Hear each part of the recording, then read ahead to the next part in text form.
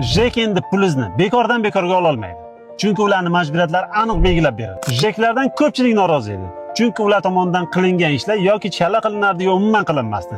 Ana endi kuni kecha qabul qilingan nizomga ko'ra JEKlar tomonidan, boshqaruv kompaniyalari tomonidan qaysi ishlar qilinishi lozimligi aniq belgilab qo'yildi. Birinchidan, lift, zinapoya, podyezd, kirish chiqish yo'laklari bular har biri haftada kamida bir marotaba tozalanib turilishi kerak. Bundan tashqari chiqindi to'planadigan joylar hammasi JEKlar o'sha boshqaruv kompaniyalariga biriktirib beriladi.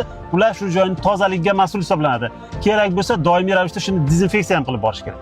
Ikkinchidan, shu kirib chiqish yo'laklari, podyezdlarning har birida domofon, kameralar o'rnatilishi, ular doimiy ravishda soz holatda ishlashini mana shu boshqaruv kompaniyalar shaxsan nazorat qilish kerak. Chunki bu ularning zimmasida bo'ladi. Uchinchidan, ko'pchilikka tanish holat bu podvallarda suv yig'ilishi.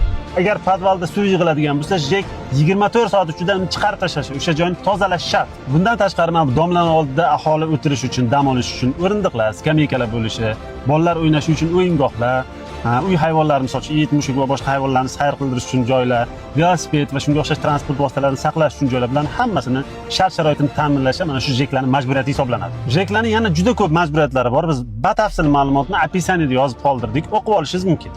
Shunday ekan, endi siz JEK aynan nima ishlar qilish kerakligini bilib turasiz. Ma'lumotlarimiz siz uchun foydali bo'lgan bo'lsa, bizga obuna bo'lishni unutmang.